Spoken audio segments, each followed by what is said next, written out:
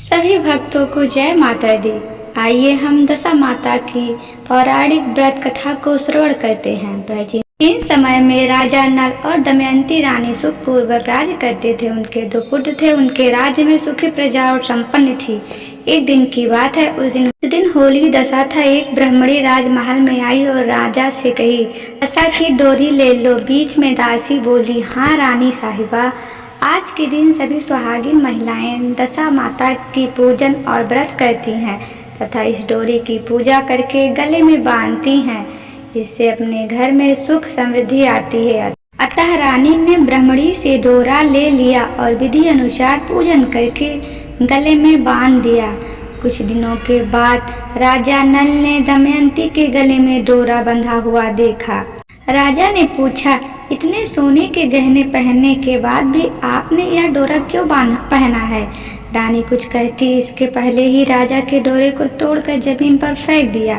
रानी ने उस डोरे को जमीन से उठा लिया और राजा से कहा, यह तो दशा माता का डोरा था। आपने उनका अपमान करके अच्छा नहीं किया। जब रात्रि में राजा सो रहे थे तब दशा माता स्वप्न में बुढ़िया के रूप में आई और राजा से कहा, हे राजा, तेरी अच्छी दशा जा रही है और बुरी दशा आ रही है। तूने मेरा अपमान करके अच्छा नहीं किया। ऐसा कहकर बुढ़िया दशा माता मतलब अंतर ध्यान हो गई। अब जैसे तैसे दिन बीतते गए। वैसे वैसे कुछ ही दिनों में राजा के ठाट बाट, हाथी घोड़े, लव लश्कर, धन धान्य, सुख शांति सब कुछ नष्ट होने लगे। अब तो भूखे मरने का समय तक आ गया। एक दिन राजा ने दमयंती से कहा, तुम अपने दोनों बच्चों को लेकर अपने मायके चली जाओ। रानी ने कहा, मैं आपको छोड़कर कहीं नहीं जाऊंगी। जिस प्रकार आप रहोगे उसी प्रकार मैं भी आपके साथ रहूंगी। तब राजा ने कहा, अपने देश को छोड़कर दूसरे देश में चले, वहाँ जो भी कुछ काम मिल जाएगा वही काम कर लेंगे। इस प्रकार नल दमयंती अपने देश को छोड़कर चल दिए। चलते चलते रास्ते में भील राजा का महल दिखाई दिया। वहाँ राजा ने अपने दोनों बच्चों को अमानत के तौर पर छोड़ दिया।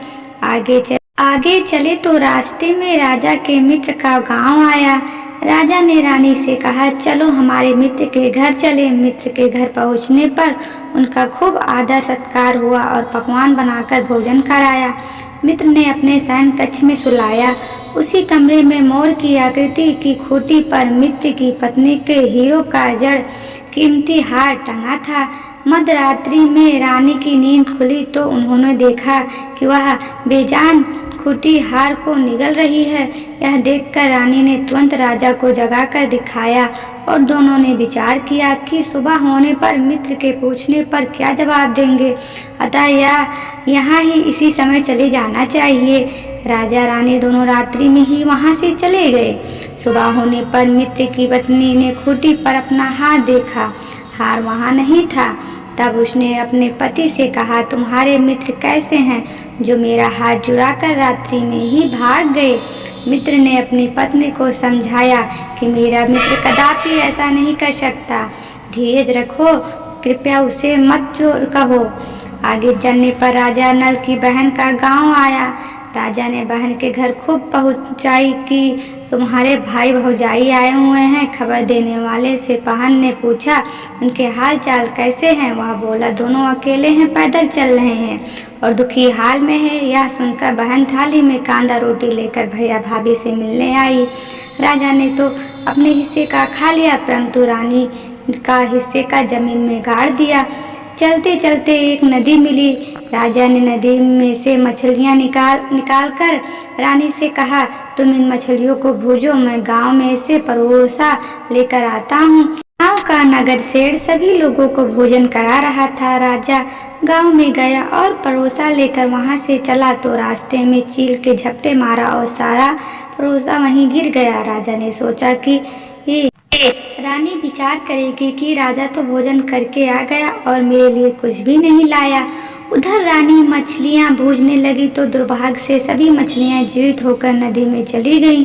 रानी उदास होकर सोचने लगी कि राजा पूछेंगे तो सोचेंगे कि सारी मछलियां खुद खा लें।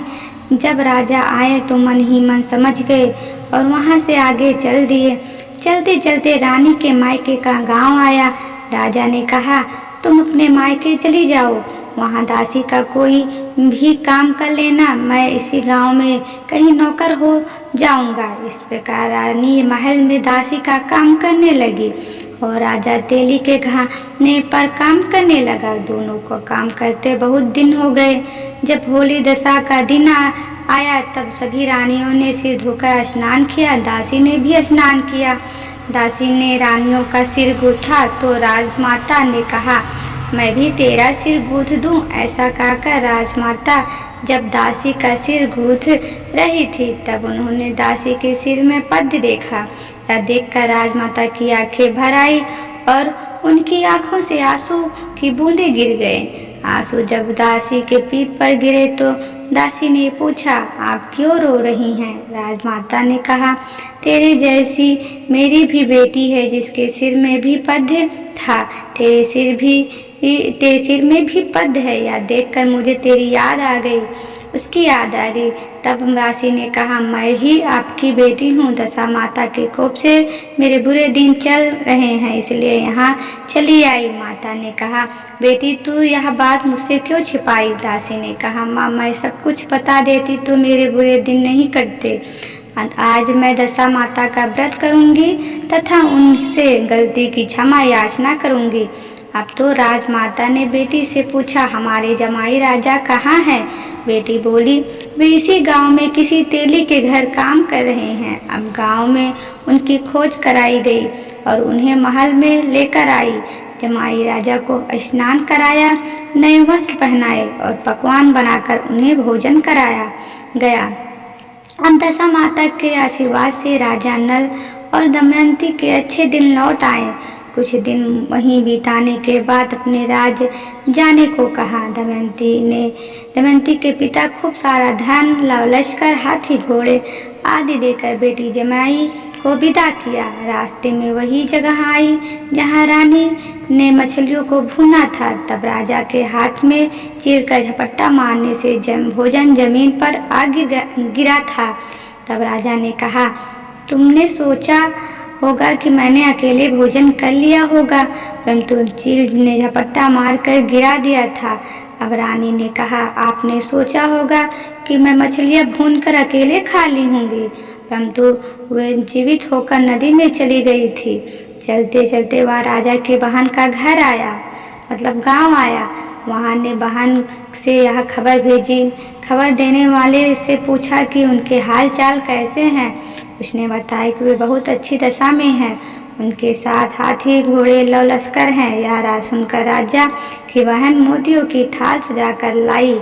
तभी दमयंती ने धरती माता से प्रार्थना की और कहा, माँ आज मेरी अमानत मुझे वापस दे दो। यह कहकर उस जगह को खोदा जहाँ कांदा रोटी गाड़ दिया था। खोदने पर रोटी तो सोने की और कांदा चांदी का हो गया। वे दोनों चीजें बहन की थाली में डाल दी और आगे चलने की तैयारी करने लगे। वहां से चलकर राजा अपने मित्र के घर पहुंचा। मित्र ने उनका पहले के समान ही खूब आदर सत्कार और सम्मान किया। रात्रि विश्राम के लिए उन्हें उसी शयन कक्ष में सुलाया। मोनी वाली खूंटी के हार निकल जाने वाली बात में नींद नहीं आई। आधी रात के समय वही मोनी वाली खूंटी हार उगलने लगी और राजा ने अपने मित्र को जगाया तथा रानी ने मित्र की पत्नी को जगाकर दिखाया। आपका हार तो इसने निगल लिया था। आपने सोचा होगा कि हार हमने चुरा लिया है। नहीं, दूसरे दिन प्रातःकाल नित्य कर्म से निपटकर वहां से वे चल दिए। वे भील राजा के यहाँ पहुँचे और अपने पुत्रों को मांगा तो भील राजा ने देने से मना कर दिया। गांव के लोगों ने उन बच्चों को वापस दिलवाया। नल दमयंती अपने बच्चों को लेकर अपनी राजधानी के निकट पहुँचे तो नगरवासियों ने लाव लश्कर के साथ उन्हें आते हुए देखा। सभी ने बहुत प्रसन्न होकर उनका स्वागत किया तथा गाजे बाजे के साथ उन्हें महल पहुँचाया। राजा का पहले जैसा ठाट बाट हो गया। राजा नल दमयंती को दशा माता ने पहले कोप किया, ऐसी किसी पर मत करना, और बाद में ऐसी कृपा करी वैसी सब पर कृपा करना। बोलो दशा माता की जय। हे फ्रेंड्स, हमारा यह वीडियो आपको कैसा लगा? अगर अच्छा लगा हो तो हमें कमेंट कीजिए और हमें लाइक कीजिए और ज़्यादा से ज़्यादा शेयर करके हमको मोटिवेट कीजिए और हमें सब्सक्राइब करना मत भूलिए, क्योंकि ऐसे ऐसे रोचक जानकारियाँ, कथा आपको हमेशा नया सबसे पहले आपको मिल सके। धन्यवाद वीडियो देखने के लिए। जय माता दी।